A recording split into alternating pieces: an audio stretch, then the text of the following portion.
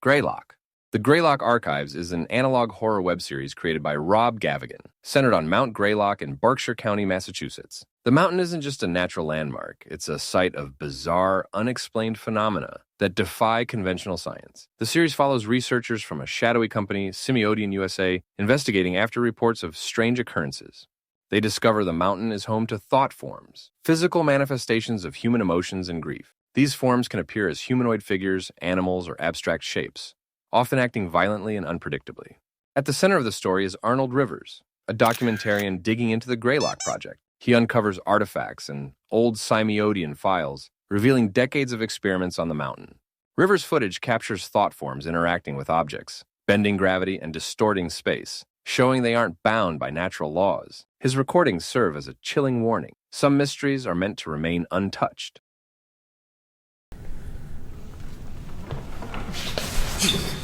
Oh, sorry, bro. I know that scares you. Now let's talk about this guy. The Oldest View.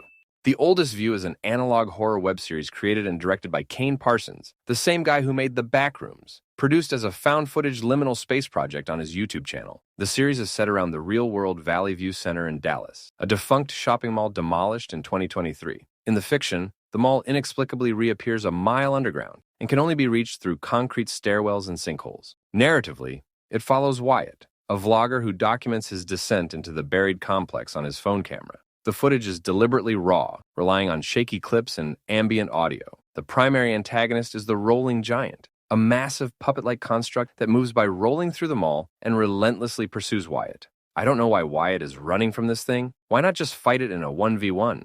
The Oldest View debuted in 2023 and quickly stood out in the analog horror scene by using a real mall that no longer exists. The Mandela Catalogue. The Mandela Catalogue is an analog horror web series created by Alex Kister.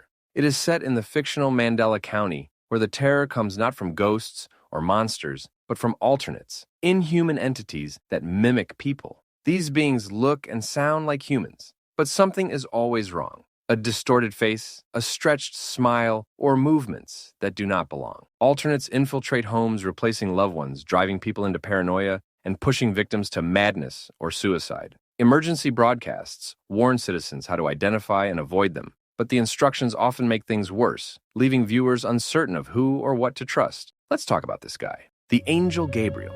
In the Mandela Catalogue, he is not a messenger of hope, but a twisted figure who delivers ominous warnings and distorted scripture. His presence corrupts the line between faith and fear, turning holy imagery into something unsettling. Now let's talk a little about the alternates. There are three main types: the doppelgangers, the disguised entities, the pure alternates. The doppelgangers mimic loved ones with small but terrifying flaws. The disguised entities hide in plain sight, blending into crowds until it is too late. The pure alternates are the most dangerous. They twist reality itself using hallucinations and despair as weapons. The Mandela Catalogue plays heavily on religious themes with twisted imagery of angels, demons, and biblical references blurring the line between salvation and damnation. Its grainy VHS visuals and eerie PSA-style announcements create the sense that reality itself is unraveling. At its heart, the Mandela Catalogue is about fear of the familiar, the idea that the face across from you at the dinner table might not be human at all. The Backrooms. The Backrooms is an analog horror web series created by C. Parsons and later widely introduced to a larger audience through cinematic adaptations by Kane Parsons, also known as Kane Pixels, a fictional research institute that discovers a sprawling, seemingly infinite labyrinth of liminal spaces. These environments are characterized by uniform yellow walls, flickering fluorescent lights, and an incessant low-frequency hum that appears to affect perception and mental stability. The series presents the Backrooms as a realm that defies conventional geometry, with corridors looping, rooms shifting location, and exits disappearing unexpectedly. Async attempts to document the phenomenon using audio and video recording equipment, but even advanced technology appears to behave erratically within the space, often producing distorted or incomplete data. Human subjects exploring the Backrooms frequently experience disorientation, hallucinations, and sudden disappearances, highlighting the psychological toll of prolonged exposure. If you enter the Backrooms, your chances of survival are slim, bro.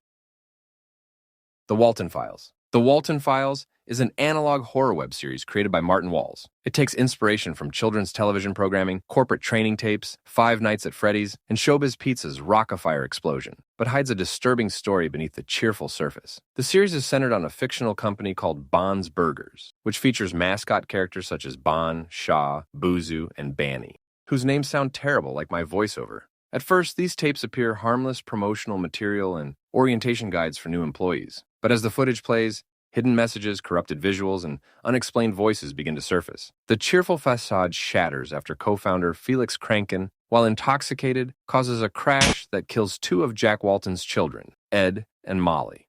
One daughter, Sophie, survives, but the family's destroyed. Not long after, Jack himself disappears without explanation. Years later, Sophie begins searching for her father, only to uncover disturbing tapes linking Bon's Burgers to disappearances, possession, and the company's darkest secrets, which ultimately led to Bon's Burgers shutting down in the 1970s. The Monument Mythos. The Monument Mythos is an analog horror web series created by Eve Casanas, formerly known as Alex Casanas. It presents itself as a collection of government PSAs, archival footage, and patriotic documentaries.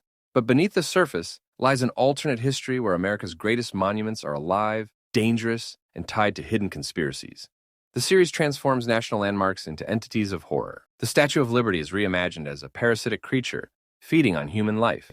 The Washington Monument becomes a colossal engine with incomprehensible power. Mount Rushmore conceals sinister machinery. The Lincoln Memorial houses the Lincoln Lookers, human-faced creatures that serve as its eyes. The Kennedy Monolith is a towering structure tied to disturbing events. And the Liberty Lurker, hidden beneath the Statue of Liberty, is shown as a monstrous force, consuming those who get too close. Other horrors expand the mythology further. The Horned Serpent, tied to America's earliest foundations, represents a deeper layer of cosmic dread beneath the monuments themselves. Together, these creatures and landmarks are not symbols of pride, but instruments of control, capable of rewriting history and devouring those who resist. Local 58. Local 58 is an analog horror web series created by Chris Straw, framed as the hijacking of broadcasts from a fictional public access television channel in Mason County, West Virginia. Its content initially resembles standard local programming, weather updates, public service announcements, and educational segments. However, each broadcast is subtly corrupted with disturbing instructions and impossible scenarios. One notable instance instructs viewers to not look at the moon, warning that it has become dangerous while simultaneously contradicting prior messages, creating a sense of confusion and compulsion. Other segments hijack traffic cameras or dash cam footage, presenting ordinary situations that progressively devolve into threats, often implying imminent physical harm without showing it explicitly. The series frequently distorts standard emergency alert systems, replacing routine directives with surreal and impossible orders that manipulate the audience's perception of authority. Local 58's broadcasts suggest that the station itself is controlled by a force capable of bending reality, creating scenarios where viewers' trust in technology and government communication is weaponized against them. The Painter. The Painter is a fictional analog horror web series created by Urban Spook. It tells the story of two killers, Bill Collins and Mona Lanius. Collins was once a police officer. Mona became his partner in slaughter. Together, they murdered relentlessly over several years. They moved through houses, apartments, and isolated areas, targeting victims who would not be reported missing right away. At every scene, they left a painting. The painting was their mark, their signature, their proof. Some were small, others large, but each was carefully placed to be found. Each painting represented a victim turning human life into a twisted canvas. Their reign of terror ended when Officer Nathan Cole tracked them to a warehouse, where they stored bodies and materials. Collins refused to surrender and was killed in a shootout. Mona was captured alive, ending the spree. No one else was harmed after that day, and the horrors they left behind were preserved only in their paintings and the records of their crimes. By the way, this is entirely fictional, so yeah, don't freak out, kids.